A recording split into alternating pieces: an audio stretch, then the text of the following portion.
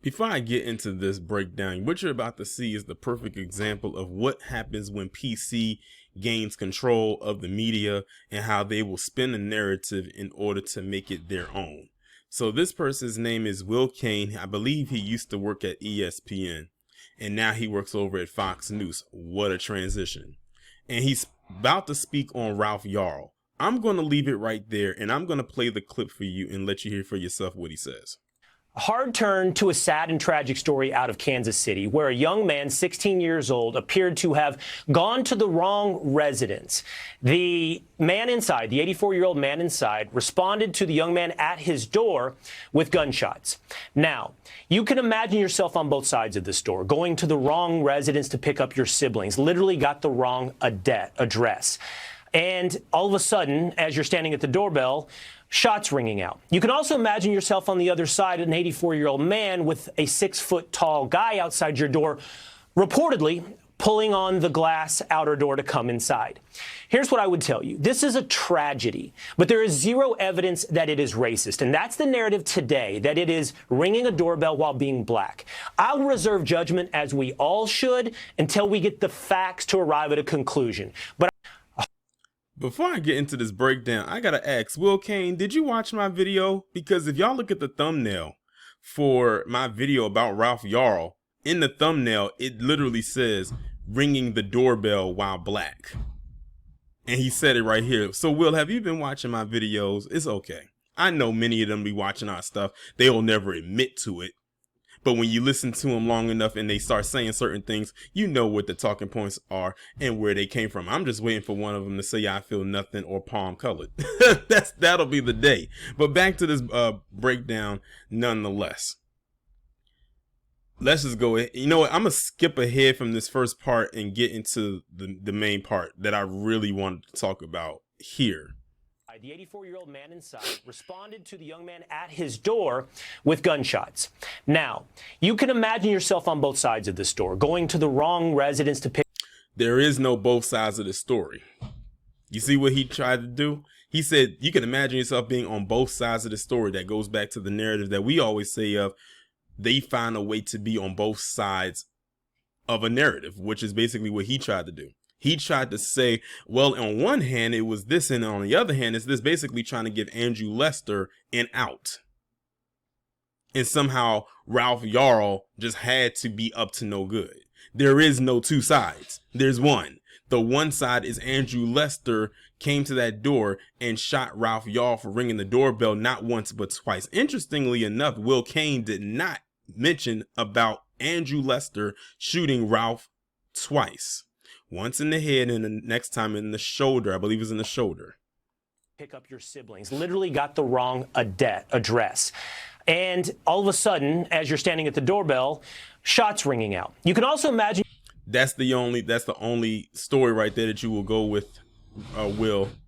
That is the only story. And if y'all hear some noise in the background, that's because there's some work being done. If y'all hear some drills, ignore that. That's the only narrative you can go with, Will. But notice he ended up putting another scenario out there to make himself feel good. Notice he also says just standing at the doorbell. There's something happened at that doorbell. He rang the doorbell. Even Andrew Lester said that. The one who shot him said that he rang the doorbell. That's the only narrative to go on. Now, listen to what he says, as you already heard, the narrative that he wants it to be. You can also imagine yourself on the other side, an 84-year-old man with a 6-foot-tall guy outside. 6-foot-tall guy. This is the part right here that really wanted me to make that really, I felt compelled to make this video. He said Ralph Yarl was a 6-foot-tall guy. Not 6-foot-tall boy. 6-foot-tall guy. Goes back to the narrative I gave about Tamir Rice and how they claimed that they thought he was 18 the whole time he was 12. They did the same thing with Mike Brown. Now, Mike Brown was a big for his age, a bit tall for his age, but he was still a minor. I think they tried to do the same thing with Trayvon Martin. Oh, he's overpowering George Zimmerman. What have I told y'all? They always got to age black boys to appear older than they are and add more to it than what it is going towards his height. His height saying he's 6 foot. according to documents that are publicly published, Will Cain, Ralph Yarl, is only 5'8". He felt compelled to add an additional 4 inches to his height to fit this narrative of this big black boogeyman trope that PC in America specifically has been known to do with black men since inception, especially going back to 1915, D.W. Griffith's version of Birth of a Nation. Inside your door, reportedly pulling on the glass outer door to come inside. Now, he said reportedly pulling on the glass to come inside. Will, we need you to produce these reports that says Ralph was pulling on the glass to come inside, because there has not been one report of this story since it came out that echoes what you just said, the lies you just told. Now, you want to know what's so interesting? If what he said could get posted on YouTube, wouldn't that be seen as misinformation? Everything he's saying right now will be considered misinformation. Saying he's a guy when he's a boy, saying he's 6 foot when he's 5'8", saying he was pulling on the glass when he wasn't, trying to come inside when he wasn't, so on and so forth.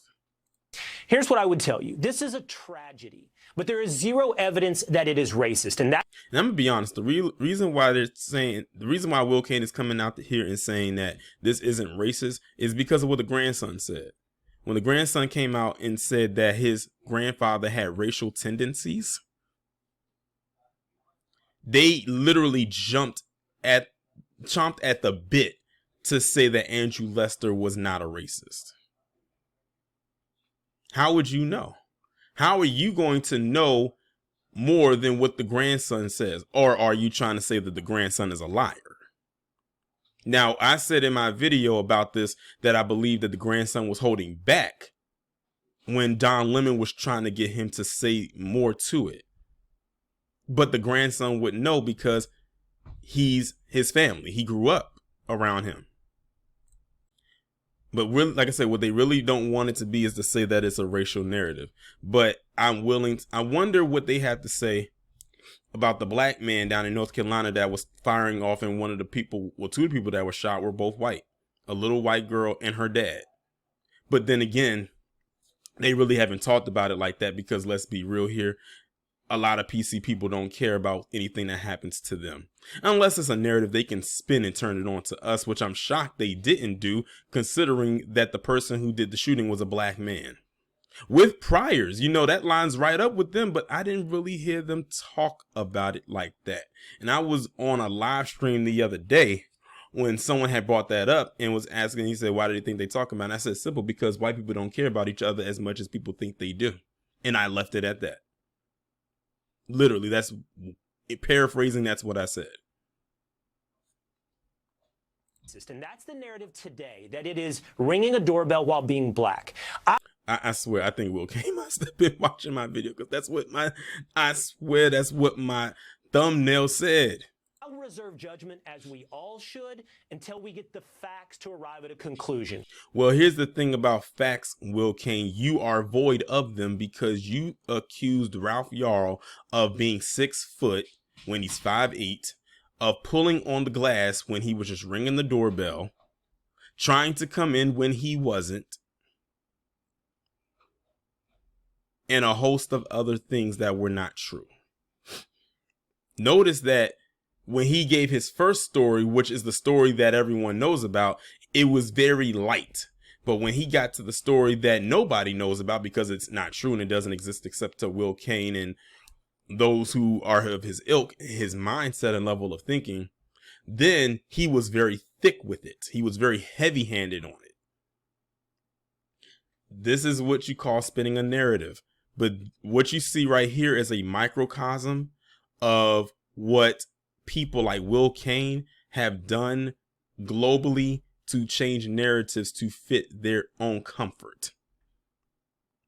These are some of the same people like Will Cain who will alter their own history to make themselves appear more impactful than what they are, while beating down on others, especially us, so they can seem like a hero to our villain.